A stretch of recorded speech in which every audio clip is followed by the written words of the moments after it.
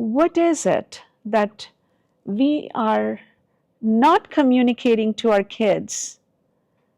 Why are we not preparing them to handle life?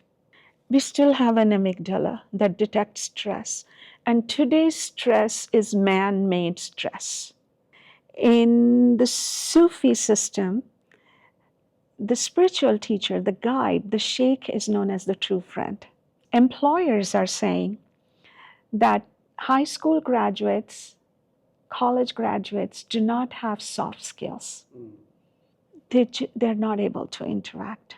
And I will tell you that as a student growing up in India, I don't think I ever heard a teacher say, I don't know.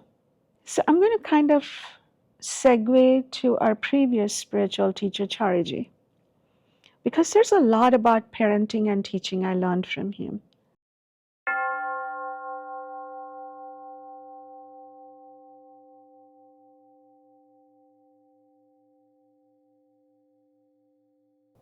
So thank you, Sister Rama, once again for taking the time out and coming to the studio. I mean, we had a conversation earlier, but this conversation is going to be different. We are going to be talking more about your work. We discussed your personal journey last time. And just now when I was coming there to pick you up at Madhuvanam, you got into the car and then there was a little girl who was far away and then she came running and she wanted a hug from you. So there is a natural connection you have with children. And you have been going to our schools here in Kanha and interacting with the children. Tell us a little bit about that. What are those interactions about? Yes, so our global guide, Daji Kamlesh Patel, he invited me last year for a conversation with some of the school administration officials here. And he suggested that I visit the schools and interact with the teachers. His suggestion was, let her interact with the teachers and let the teachers ask her questions. So last year, I met the teachers, we did a professional development, and again this year when I came, my very first conversation with Daji after I greeted him a few weeks ago was, have you been to the schools? And I said, I have sent them a message, not yet. And so that's how we started following up. So it was a very authentic question I had to ask myself. The only instructions were, let her interact and let them ask questions. So I was like, how do you make that happen? You have to have some background, some foundation. And then I was brooding over this for almost 24, 48 hours after we set up a date and a time, and nothing felt right. And then 15 minutes before I have to go, I opened up my Google Slides and I said, I have to put something here. What is the question we need to begin with? And the first question that came to me was, what brought you into teaching? And I said, okay, this is a good conversation point, but what should the title be for today's professional development? And professional development, many times people think there's an expert who's coming and talking. And as a teacher, I know that sometimes our defense mechanism goes up because we are teaching, we know what we are doing. And for somebody to come and say, this is how you should do it. We think somebody's going to come and point fingers. Right. And so I was very clear in my heart that that's not the place I want to begin. And then this title came to me, East to West and West to East, a dialogue between a global educator and teachers at Kanha Shantivanam. Wow, beautiful. And it felt so right because I'm the one who will learn from all the teachers at Kanha Shantivanam, listening to them. So in some way, I think Daji wanted me to become even more open-hearted. and be present and have this dialogue, because who can better understand what you're going through than somebody who's going through the same journey? Absolutely. So that's how we began. We had some questions, just open-ended questions. What's your teaching philosophy? What are your aspirations for students? And so about a week ago on a Saturday, our principal, ma'am from Heartfulness International Schools, the CBSE branch, invited me and she said, let's have two conversations. One with the primary teachers, because their world is different Absolutely. from the secondary teachers. So we spent about 2+ hours with each group of teachers. And it was very joyful, because these were all open-ended questions. I was a facilitator, and talking about these questions, I was able to demonstrate a lot of teaching strategies I use in my classroom. So turn and talk to your neighbor. If you have talked to somebody who's sitting next to you for a week, please change your seats and sit with somebody whom you have not interacted for more than a week. Then we had some questions where we are like, now find that one person in your entire building whom you really trust. Now sit with this person and let's discuss. What are my challenges? So we had them discuss with somebody with whom they do not interact often, about their aspirations and dreams for their students and aspirations for themselves as teachers. And then when it came to like, what are the things I'm facing in my classroom? What are my challenges? We had them sit and talk to a trusted adult in the building. Because this trust is so important. And I'm remembering this Sufi saying as we are talking. In the Sufi system, the spiritual teacher, the guide, the sheikh is known as the true friend. Absolutely, yes. One who gives his life for you. So, as a teacher, in my building with 1,700 students and 100 staff, do I have one person with whom I can open up my heart and share my day-to-day challenges, because pent-up emotions are not good? Yeah, absolutely. In fact, with mental health professionals, it's a part of their practice to be speaking to someone like this. Yeah. Now, you and I, as colleagues, we may not have the means and the resources to solve each other's problems. But sharing reduces the burden when it's a problem. Sharing, when it's a celebration, magnifies the joy. So sharing is so important. And I read this research report in the New York Times or Washington Post just 2-3 days ago, where research scientists have found that we as adults are using less vocabulary, less words, and less conversations. So these were groups of adults whom the scientists have been following for a few decades with their permission, and they could monitor their phone calls. And they found that not only have the phone calls reduced, but the quality of conversation has reduced. Wow. And that made me think, what about our children? Our children are texting all the time. And one of the biggest concerns in the United States is employers are saying that high school graduates, college graduates do not have soft skills. They can write a wonderful essay, they can answer wonderfully on the typewriter, on the computer, in the email, but when you're doing a face-to-face interview in that final step, they're not able to interact. They're not able to work as a team. And so I felt that if there's something I want to communicate to our teachers in Kanha Shantivanam and teachers around the world is that let us remember that conversation, something face to face, opens up the hearts. Because a conversation or a text message or an email, we don't know the tone. Yes, absolutely, absolutely.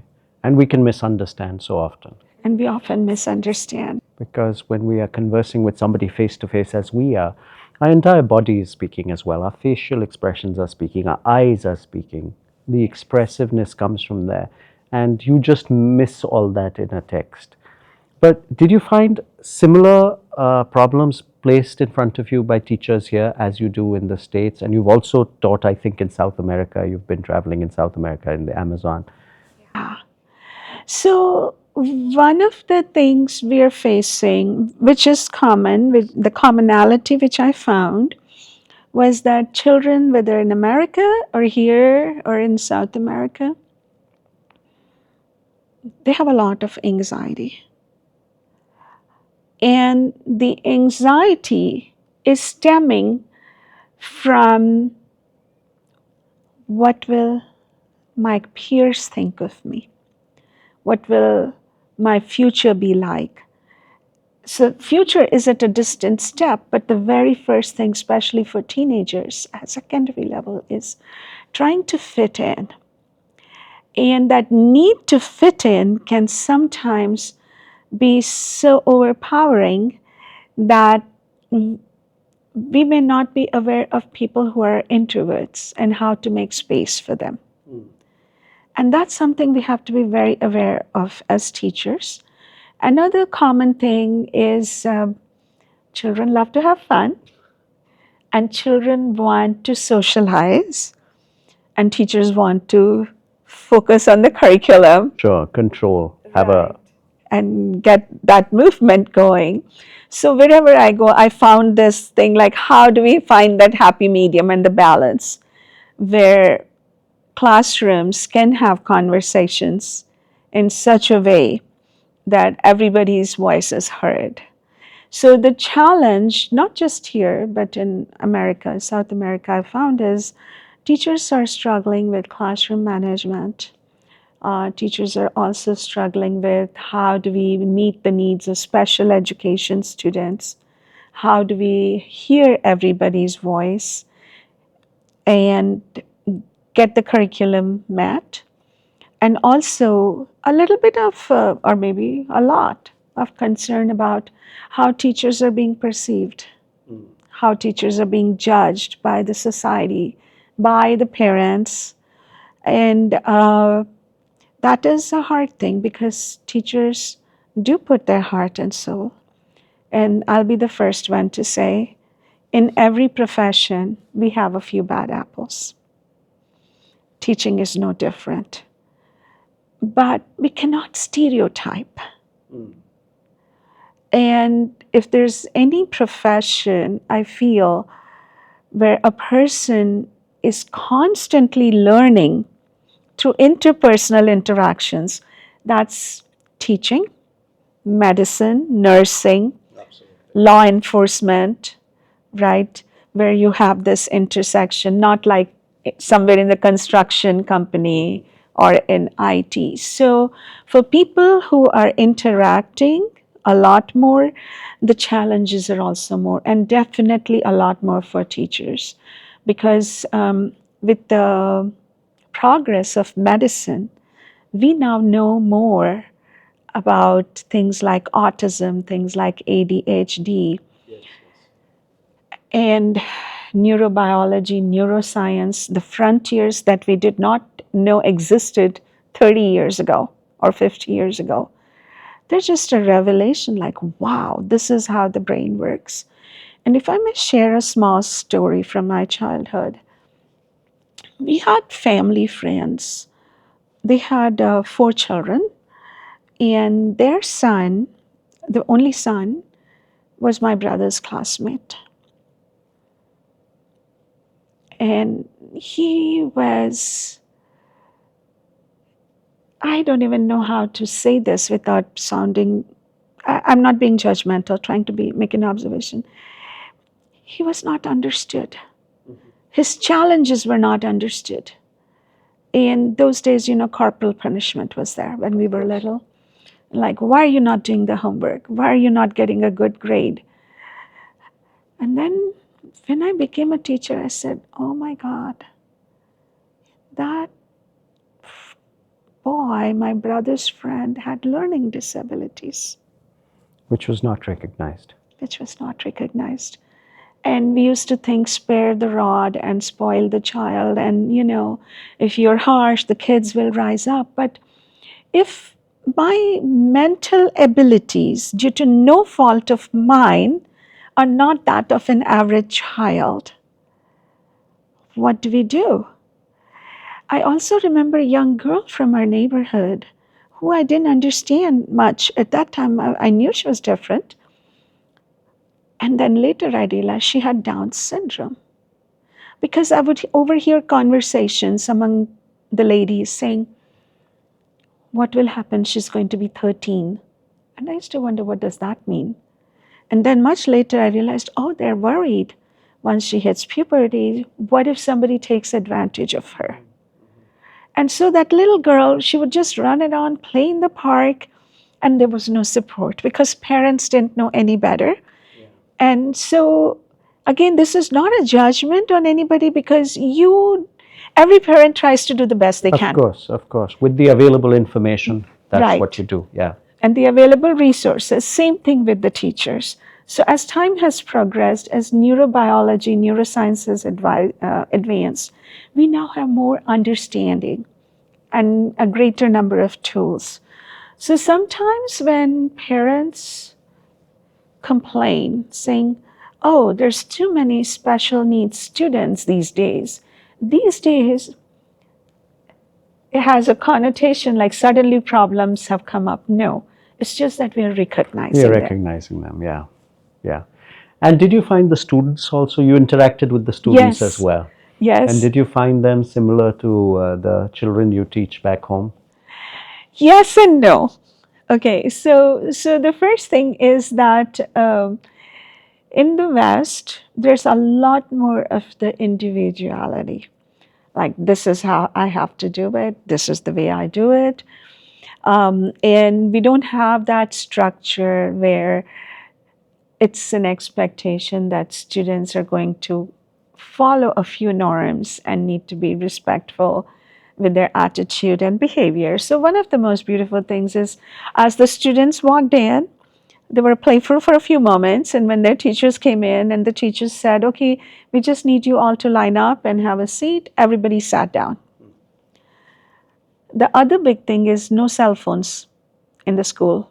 So in my school, when we have guest presenters, when we have programs, we're lining up in the auditorium, we all have to remind them, turn off your cell phones, put them away, because sometimes students will be so attached to their cell phones that they don't know how to put it away. And I kind of humorously tell them, guess what? If that cell phone is in your pocket, it just might become a part of your skeleton one of these days. Put it away. So that was such a welcome relief that I did not have to fight the cell phones for attention. Having said that, there are a lot of states and school districts now in the US that are banning cell phones. Australia has banned cell phones. On school campuses. Mm-hmm. And in Los Angeles, they're also going away from Chromebooks after spending all that money. Yeah, so that was a welcome relief. And there was spontaneous, like as I was sharing about some of my students' work and their achievements, they were spontaneously clapping. They were so delighted. You could see the joy, and they had very good questions. So just like there and here, teenagers are curious and they didn't hesitate to ask questions. Absolutely. And that's one of the things that for an aspiring teacher can sometimes be intimidating, because you're putting yourself out there every day. You're putting yourself out there, you are opening yourself up to questioning, every action is being judged and observed by your students. Did you find that difficulty personally? You mean right now in this instance, or when I No, started generally, teaching? when you started teaching. Yes. So it was kind of hard to figure out the questions that would come. But fortunately, I'm blessed because I was always taught it's okay to say you don't know. And that Which is a huge skill, and it's a huge leap to actually be okay with saying I don't know, because sometimes we put the pressure on ourselves that I have to know everything. The teacher has to have the answer. Exactly. And I will tell you that as a student growing up in India, I don't think I ever heard a teacher say, I don't know. And so I'm going to kind of segue to our previous spiritual teacher, Chariji, because there's a lot about parenting and teaching I learned from him. He said once, we are the ones, it's the parents who are teaching kids what is wrong. And he gave an example. He said, phone call comes for dad. Child picks up the phone. Dad says, tell them I'm not here. Sure, yeah. So I have taught my child to lie. And so I was like, okay, so what should I say? Because Chariji didn't say what you should say. So as a young mother, I said, what should I say? So kids pick up the phone and we say, Mom is busy. Can she call you back? Now, how hard is that? Not at all. Yeah. And so that was one thing Chariji said. And so when I became a parent, I was like, I need to be the best possible parent I can be. And I remember telling my children when they were like 5, 3.5, they could understand. I said one day, I have a job. My job is to make sure you're the best possible child you can be. You can become good human beings. And you have a job. And your job is to make sure that I become the best possible mother. So if I'm asking you to do something and I don't do that, you have to tell me. Call me out. Call me out. Yeah.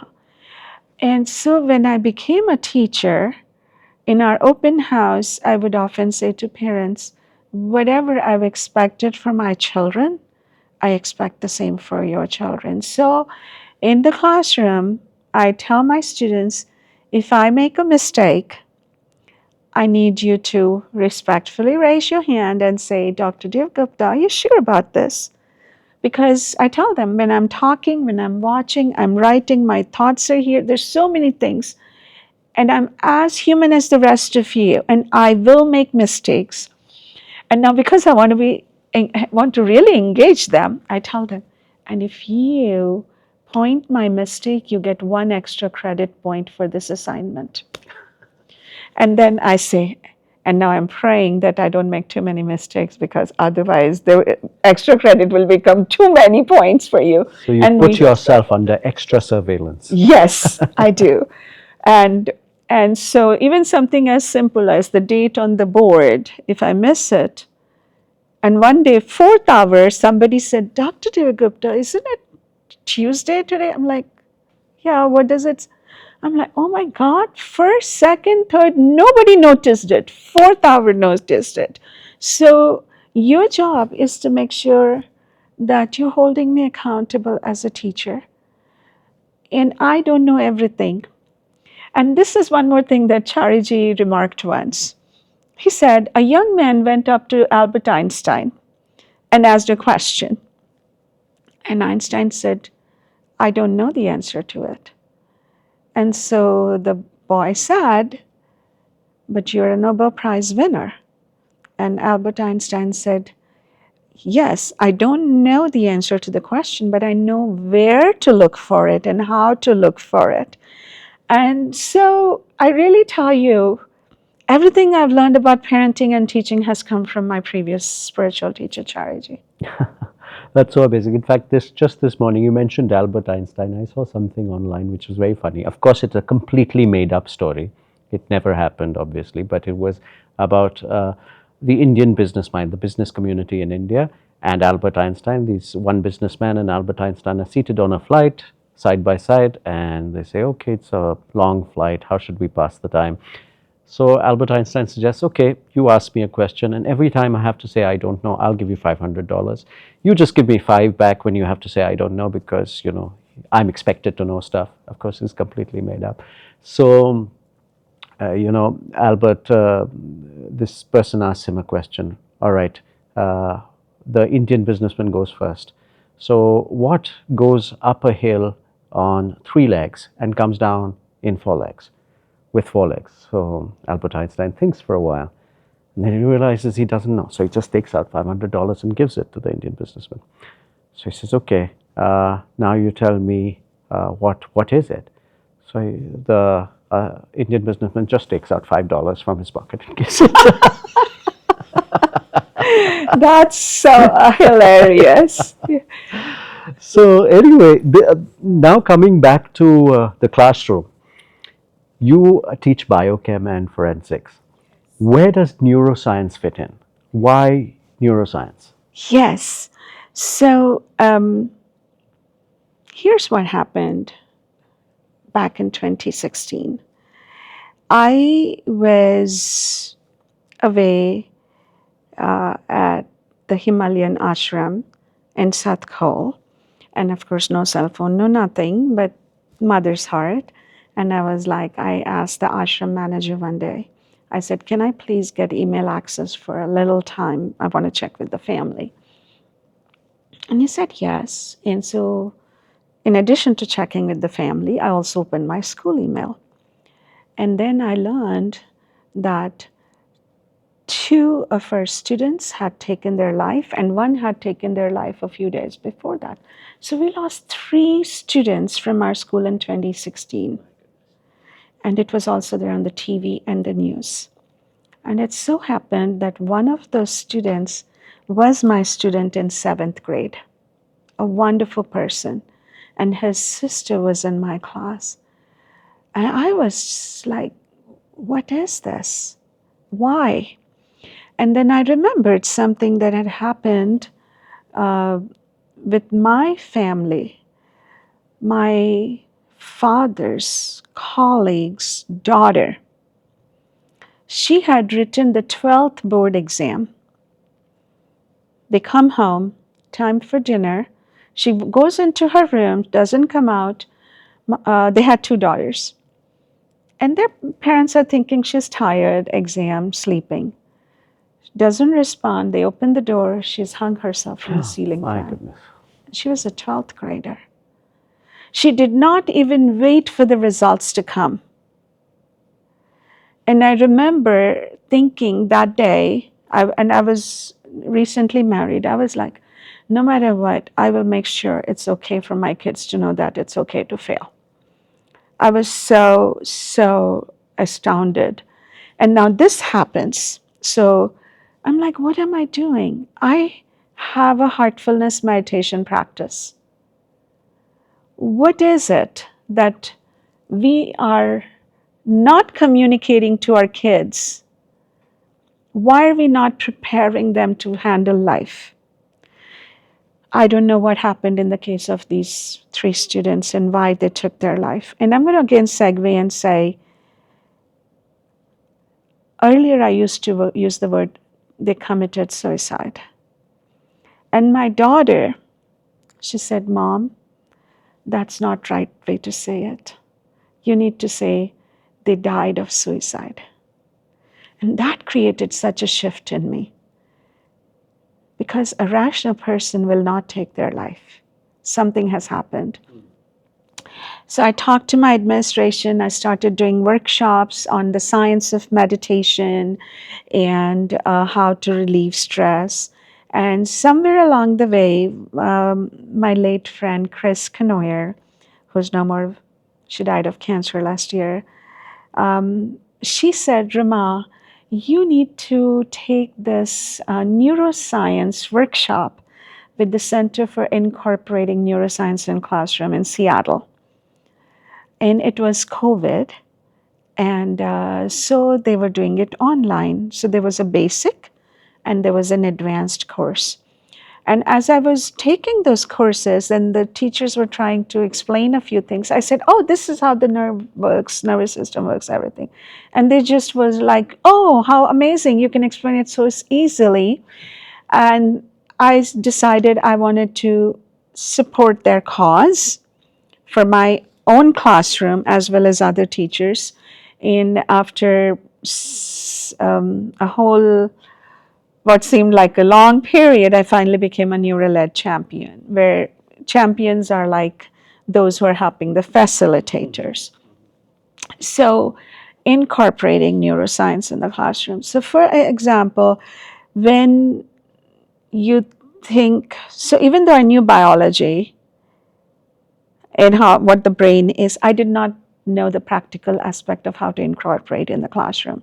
So there was this going into neuroscience, but then also with this case about the children taking their life. So the first thing I started saying is, kids need to sleep. So one year, in the beginning of our school year in science, we start with the scientific method. And so I said, the first thing that can stop a person from making bad decisions is proper diet and good sleep. So I said to the students, we're going to do a scientific experiment on sleep. For this next 1 week, you're going to record how many hours you've slept, and we're going to make a data table, periods 1 through 6. How was your mood? And you just document it. You don't need to show it to me. You're just going to come up with your own inferences and conclusion. Then the children fell in love with it. They started noticing connections. And then I said, okay, now start looking at your diet. When are you eating? How long are you awake? All this. So then it so happens that I'm also the science club advisor for our school. And I always encourage our students to participate in the Mid-Columbia Regional Science Fair. And I kind of give them a hook and say, I'll give you extra credit points because now you're going above and beyond, and you'll get test points for this. So we typically have about 300 students from the whole region who'll come, and we'll have scientists and professors who will be the judges. So I tell them, will you win the gold? Not that strong likelihood, because there's only one president of the United States, one speaker of the House, but you have so many congressmen and so many mayors and so many city council members. And so everybody has a role in making the government work, making society work. So every science fair project leads to new discoveries, and all scientists, their work is used by that one Nobel Prize winner. That person would not win without everybody here in the ecosystem. That's a famous statement, no, I stand on the shoulders of giants. Right. So it's not I think, who's it attributed to? Newton. Newton, I think. No? Yes. Because he said, it's not my achievement. It's all those who've gone before me. They've done so much. Yes. So if I can see farther, it's because I'm standing on the shoulders of many. So I kind of conditioned them to that. And one of my students, his name is Jacob, he came to me as a freshman. He said, Dr. Devagupta, I want to do a science fair project. It's fantastic. What do you want to talk about? Research. I want to see the time that students spend on digital devices and how it affects their grades. Oh, okay. I said, that's fantastic. But when you're talking human subjects, you have to go through institutional review board. You have privacy concerns. And so we had a lot of dialogue, and we started writing one after another proposal for the science fair. Okay, that will not work. How will we do this? And then finally, by the time we decided what happens, he said, we started talking. So his interest in this project, actually, now I remember, his interest in this question helped me change my scientific methodology experiment for that year. So I said, let's start learning about the brain. So you see, everything that a teacher does comes from a student's question. So we started learning about the brain, what happens to the brain as an infant, as a child, as a teenager, as a young adult, as an adult, and as an old person, and all these changes. So we came up with like, can we study the brain waves and connect it to a student's study patterns? What's the relationship? So he was very excited.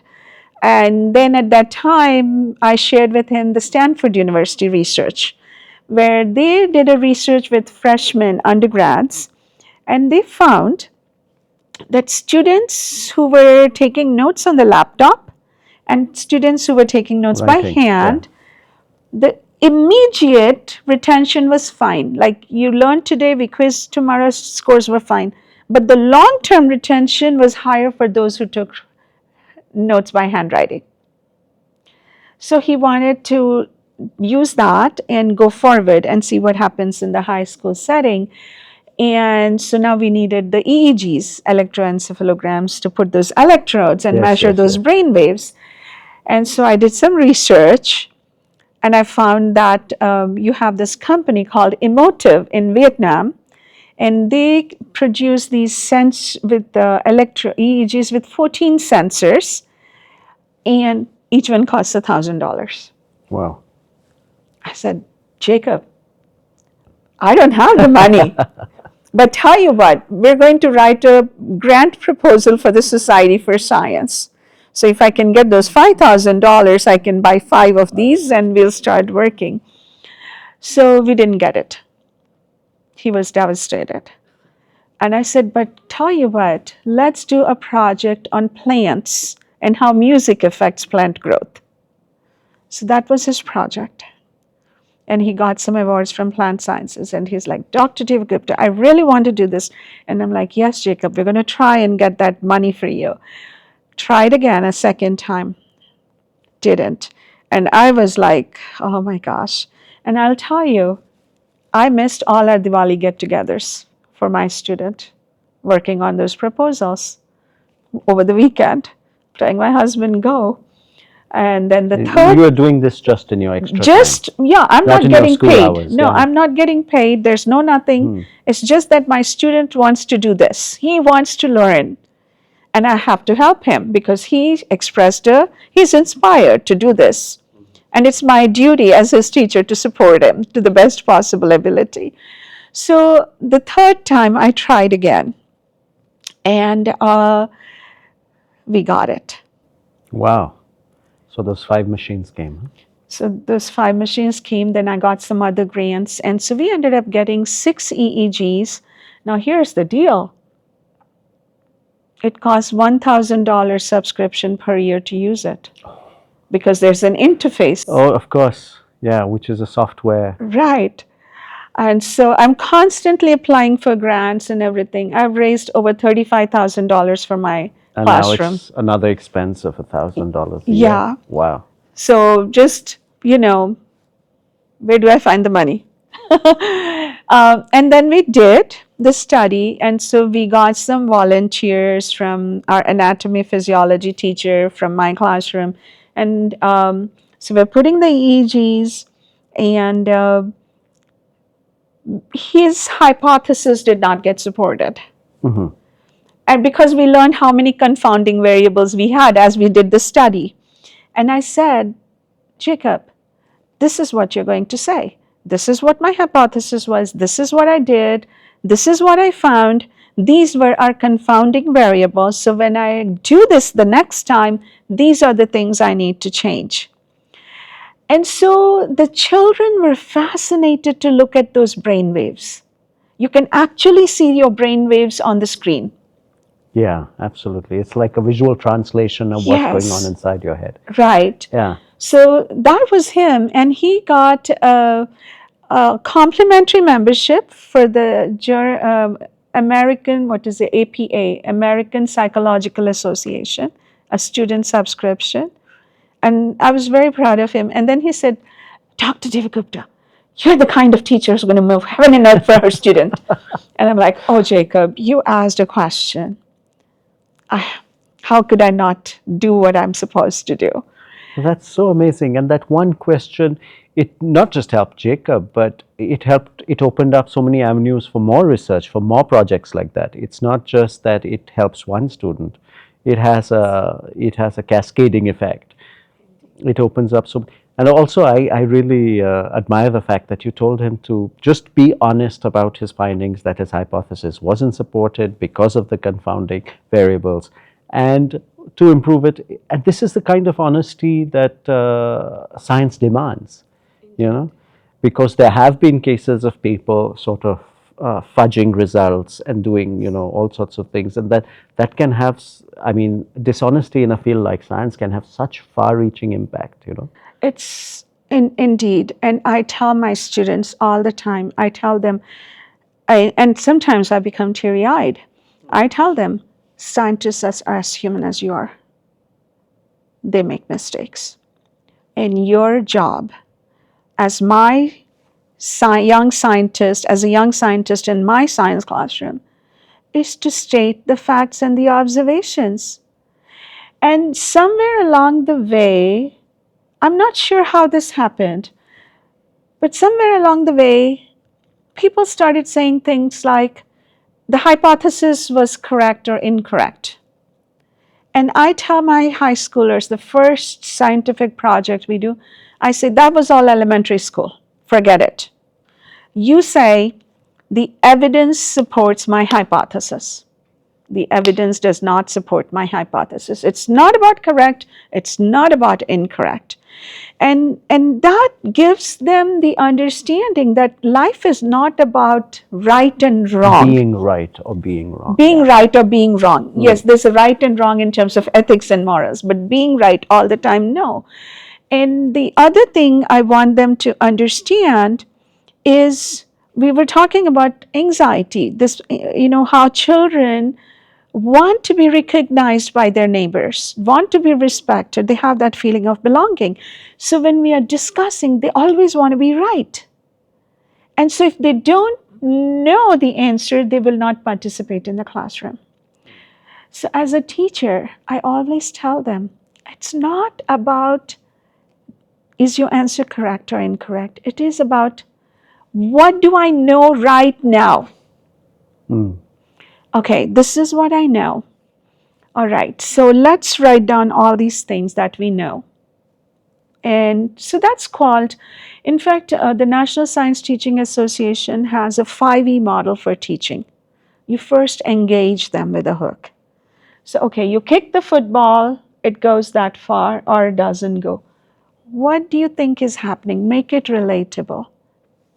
And then we start going in deeper and deeper. And finally, we come to the evaluation. So the engagement is the important thing.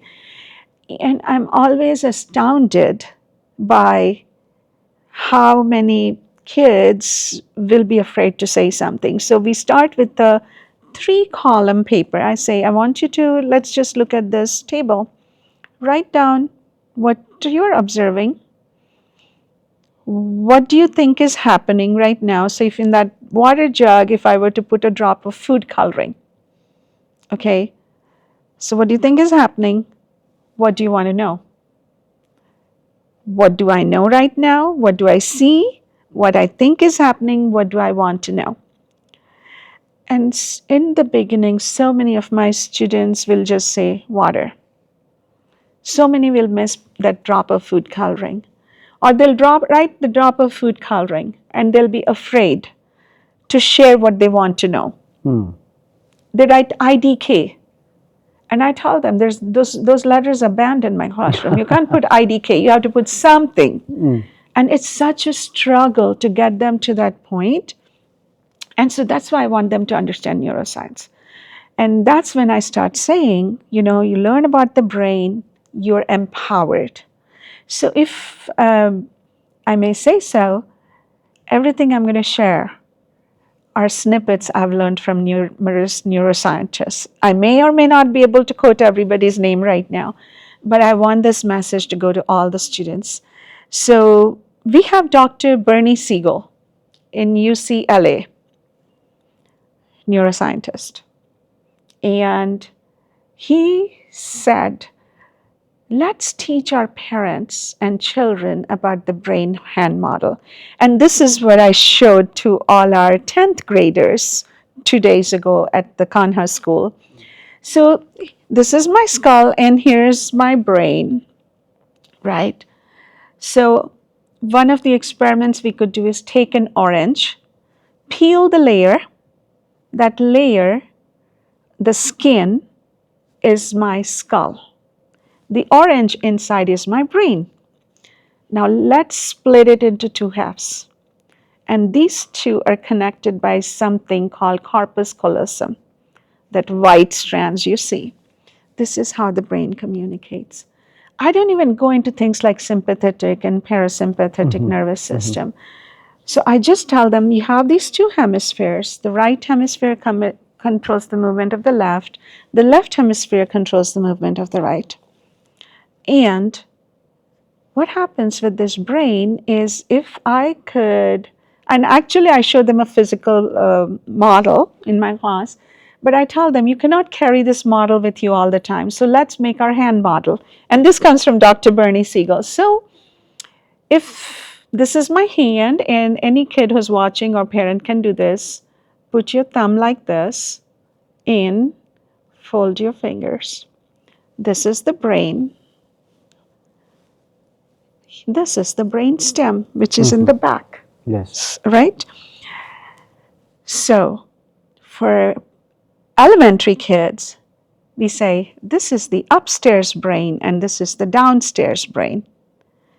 So now, on each side of the brain, we have something called amygdala, A-M-Y-G-D-A-L-A, amygdala, and it's the size of an almond. So each hemisphere has this amygdala. So this is my amygdala. This is my brain. This is the cortex, the front part, which the mammals have with the thinking aspect. And this fingernails is my prefrontal cortex, okay? This prefrontal cortex doesn't mature until you're 24 years old. For boys, it takes a little longer. For girls, it may be 23. For boys, it may be as much as 24, 25. And that is why when teenagers drive in America, if you have very high grades, your insurance rate won't be as high as somebody who has poor grades. Oh, really? Yes, because the person who has high grades, he's using the prefrontal cortex. They're a little bit more mature and they won't do they'll have more rational decisions. Ah, okay. Yeah. So that's one thing I tell my students, hey, you want to save money, get good grades. So now this is the brainstem, the cerebellum. Our ancestors, 4.5 years ago, we all trace back to our mother Lucy and her progeny. 4.5 million years ago.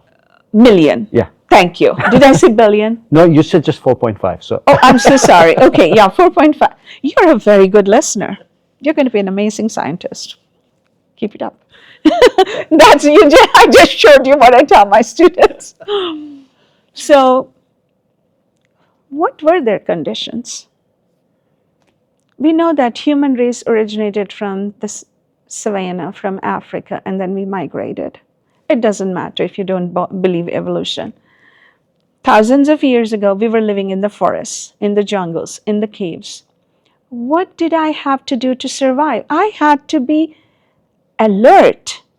Where's the tiger coming from? Where's the snake coming from? Can I eat this? Can I not eat this? So this brainstem here, the cerebellum, that is known as the lizard brain or the reptilian brain. This prefrontal cortex, that is the mammalian brain. We have the power to think. And that's why our baby is in the womb for 9 months, because we have this advanced brain. So at that time, if our forefathers did not know how to sense danger, we would not be existing today. Yeah. Correct?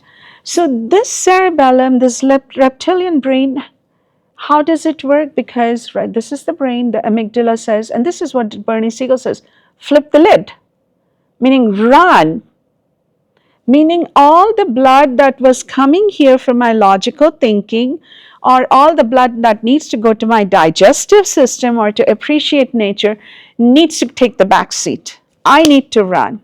Flight, fright, freeze. If I'm frozen, I'm done. If I'm frightened, the cortisol, adrenaline, they'll all start going up. I'm going to run. I'm going to save myself. So that had a purpose. But today we are in air-conditioned buildings. Our children are not in the jungles. We have technology. We still have an amygdala that detects stress. And today's stress is man-made stress. It is not existential stress. So if I can help my children understand, my students understand that, hey, the amygdala has been hijacked and the lid has been flipped, then I can say, oh, I need to slow down. I need to take control. I need to get back to my prefrontal cortex and say, that person who did not smile at me this morning probably did not smile because they were preoccupied. It's not that they hate me. Everything doesn't surround me. And so if we start helping kids understand how the amygdala can hijack your brain, then we can tell them what's the next step. So there are a lot of relaxation methods, there are a lot of breathing techniques. In fact, our US Navy SEALs use the 4-square breathing method, So I keep it simple. And this technique that I share with my students, I don't know who came up with it, but I learned it from mindful schools, which sadly is no longer in existence. So to help students understand the need to slow down, I then ask them, how many of you had a grandma or an adult say, count to 10 when you're angry? And quite a few people will raise it. I certainly did. Right? So this is what happens. When you're angry, when your amygdala is hijacked and you want to lash out at anybody because you're trying to protect yourself, the cortisol levels in the body increase. And then I also tell the children, I say, make you put your hands like this and then put them on your back a little bit towards the side. That's where your kidneys are. And on top of the kidneys, where your wrist is, are the adrenal glands. That is where the adrenaline, epinephrine, all these hormones are released. And once they're released, how do the hormones go? The hormones directly come to the brain through the blood circulation. So through the blood circulation, these hormones have come. So if I were to explain what does it mean, and we look at this cup of coffee, strong black coffee, that's cortisol that's been dumped into my head. So now this prefrontal cortex, this thinking part, has been hijacked. We've flipped the lid. So grandma said, count to 10. And we're not counting to 10 as 1, 2, 3, 4, 5, 6, 7, 8, 9, 10. No. And we practiced this with our 10th graders at Kanha yesterday. I say 1 and 2 and 3 and 4, like this, go all the way to 10 and see what's happened to your breath. Absolutely. There's also the 1 Mississippi, 2 Mississippi, 3 Mississippi. Yes, 1 Mississippi, 2 Mississippi. And so then what's happened by then? Dr. Jill Bolte Taylor tells us that it takes 90 seconds for this concentrated cortisol to disperse through the rest of the body and get diffused and the concentration to come down. And so I also tell my students this. I said, everybody raise your hands like this. Would you like to do that? Yeah, sure. Let's try. And let's clap. Okay. So it takes 2 to tangle. So now let's do this. This person is angry, and I have counted to 10, and my hand has come down. the fighting situation has de-escalated. And so these simple techniques are not just necessary for a classroom, but also for nurses, for doctors who are dealing with difficult patients, for law enforcement. Every time I see a law enforcement situation, I feel law enforcement really needs to learn how to de-escalate. And although we have heartfulness, we have mindfulness, we have calm, and all these apps, our body, mind thinking is conditioned that I have to be in a certain place to meditate. Correct, yeah. So these tools help our kids. Another tool I will share with you, and this came from Mindful Schools. I say, okay, this is you, and this is your heart, okay? And so when you're stressed, you're going to do this, breathing in, breathing out. So now we're doing kinesthetic. And when you have skin to skin contact, it releases endorphins, the feel good hormones. One, inhale and exhale. Breathing in, breathing out. Just go slow, like this. And then we do with the other hand. And then I say, just bring your forefinger here, close your arms. And this is my addition to what I learned from Mindful Schools. And say, I'm centered in my heart. And I'll tell you a most amazing thing. I say, you are in the middle of a volatile situation. Try doing this. You'll get beaten up. They'll say, who is this crazy person? Yeah. Right? But as that is happening, you put your hand in your palm and you just don't even think inhale. Just make it a habit. By the time that's 2 breaths, you already calm down. You can do this in a job interview. Absolutely. During an exam. And so at the end of the school year, I often get student feedback. And I always ask 2 questions. I say, what is one thing that you would like your teacher to continue doing? And what is one thing you want your teacher to modify or drop? And some of my students said, because I asked them, should I do this breathing technique? And they said, yes. And one said, I'm using it in all my tests. Amazing. Yeah. And here's another amazing thing. I have once had a very, to put it mildly, a student who would go up and down super quick with their emotions. Okay? Very good-hearted, but circumstances could trigger her. Yeah. Right? Volatile. So one day I get an email in the evening from a fellow teacher. And she said I could quote her name. Her name is Lori Evans. She's our music teacher.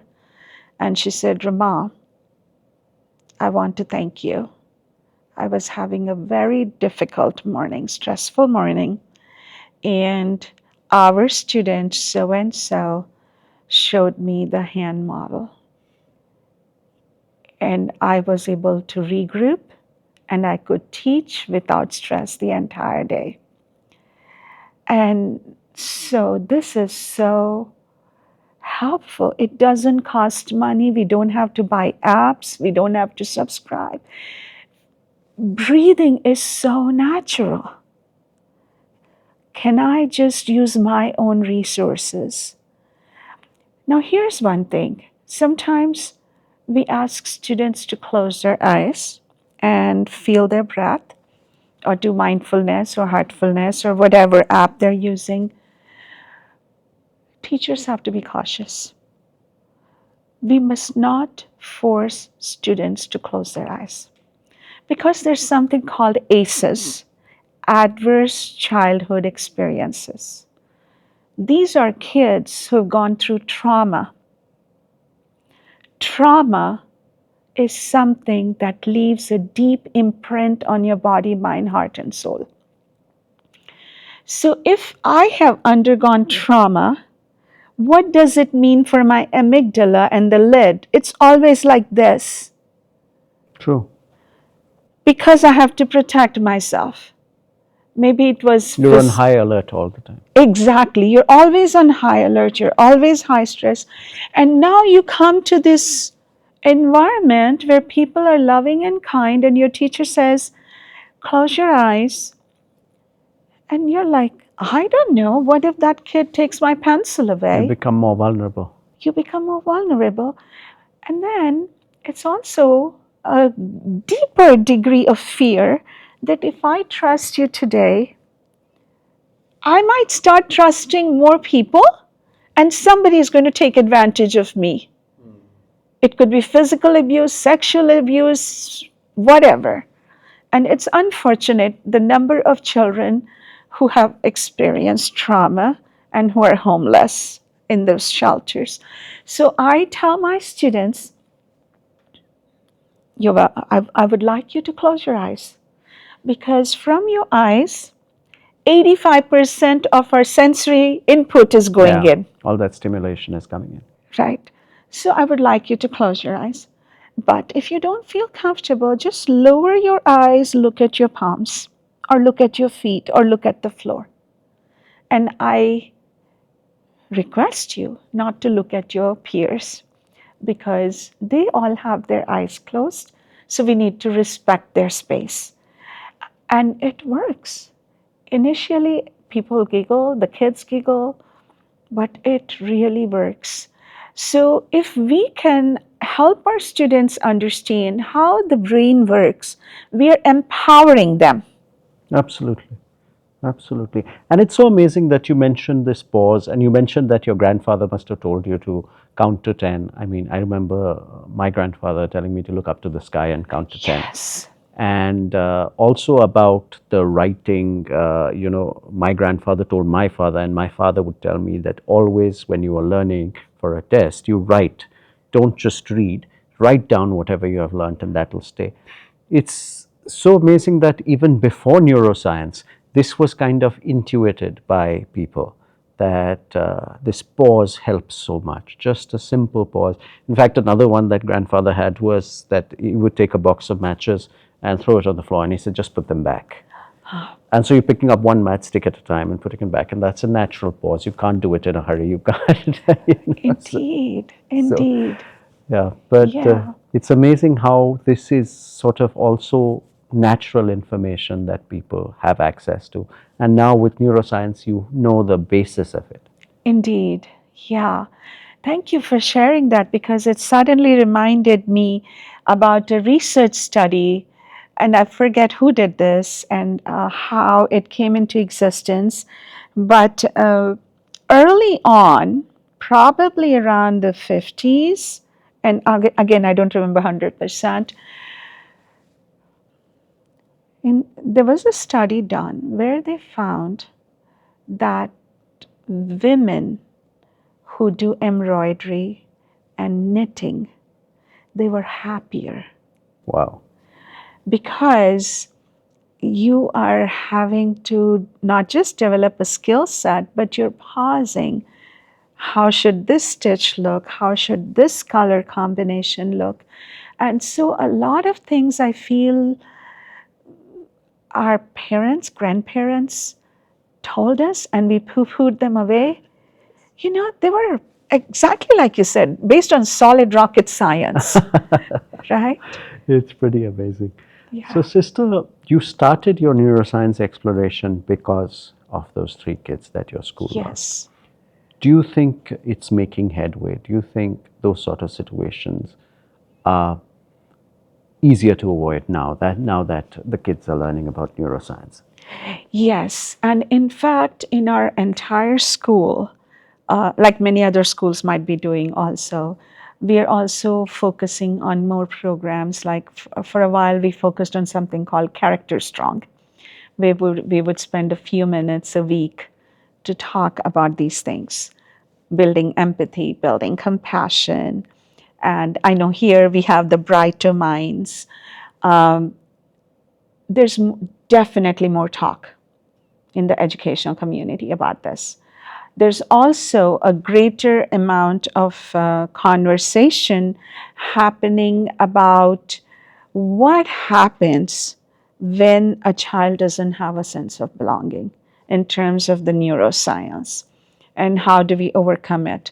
And also the mental health of the teachers, because you cannot fill from an empty cup. We've heard that, but there was a study done where they measured the cortisol level of the teacher first thing in the morning, and the cortisol level of the students in the classroom. What they found was that if the teacher's cortisol levels were low, cortisol again is the stress hormone for those of us who are not sure about it, if that was low, then the students' cortisol levels was also low. Per contra, if the teacher's cortisol level was low, but the students was high, it was increasing the teachers. Oh, you transmit. So those mirror neurons. Yeah. So you're affecting the atmosphere. We're affecting the atmosphere. So it's very important that teachers learn how to pause. Do I know how to pause all the time? I'm as human as the rest of us. Of course. And I have been triggered myself. But here's the difference. Previously, let's say before I did Heartfulness, before I understood neuroscience, if I was triggered, that anger would carry.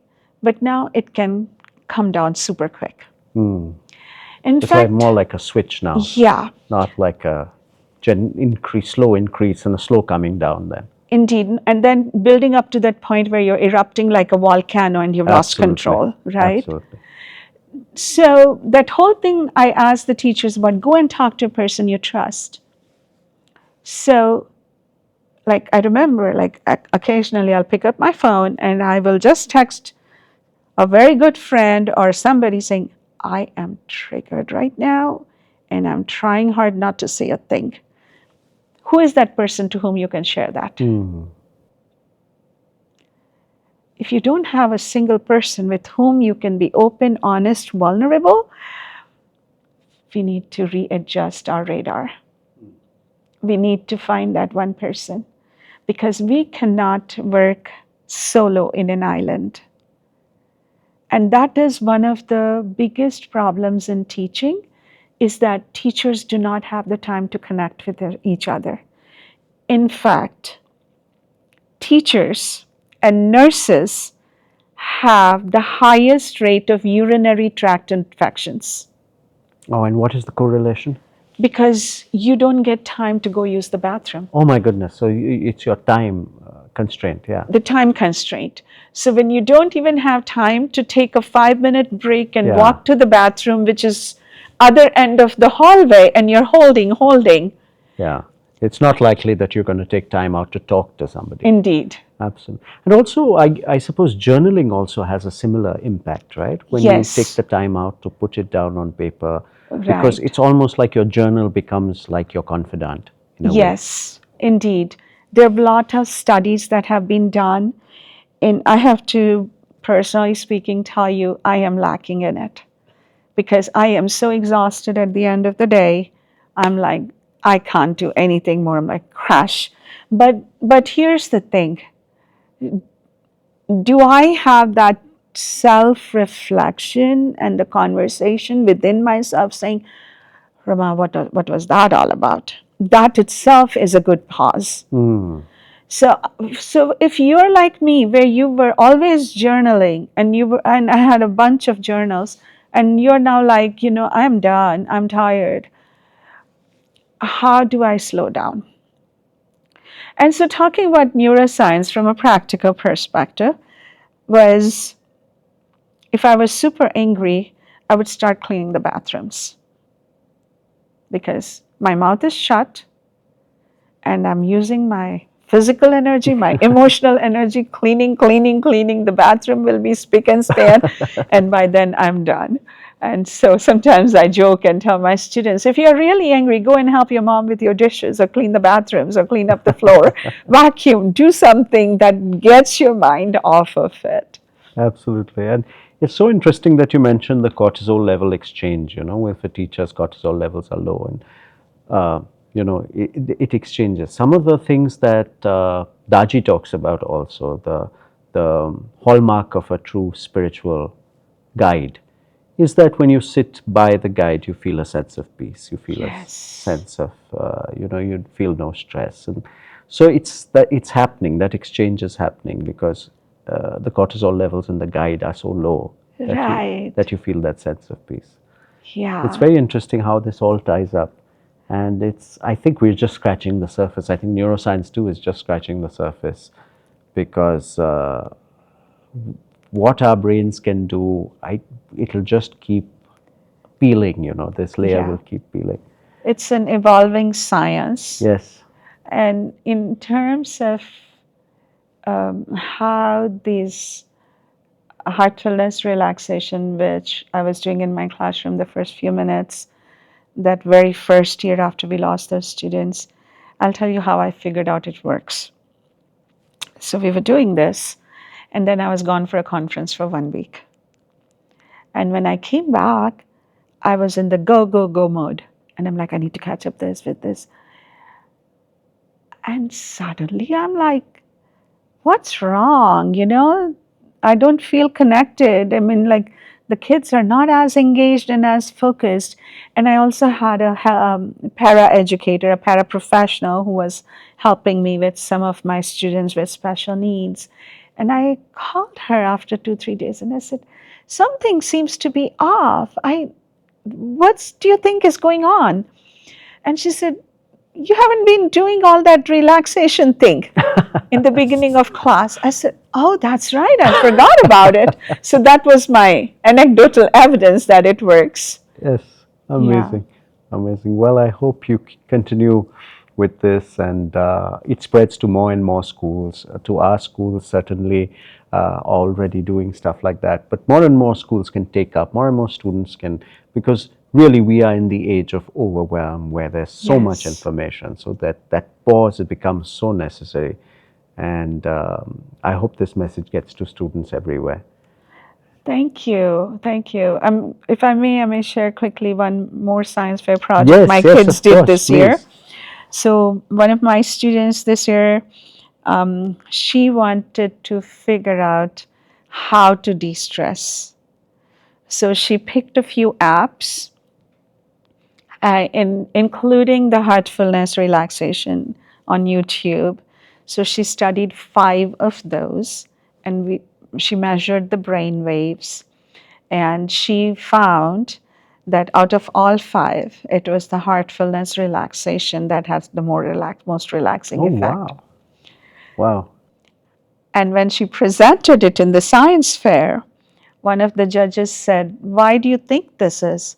And she said, I'm wondering if it's because of that softness of tone of the person who is giving the instructions. So the judge said, what if you do a different experiment where you use those same instructions but in a loud, banging, noisy, jarring voice and see what happens? And I thought that was pretty funny, that how you can, again, take something that you think you found an answer to something, and then you can again say, was it indeed that, or was there something more?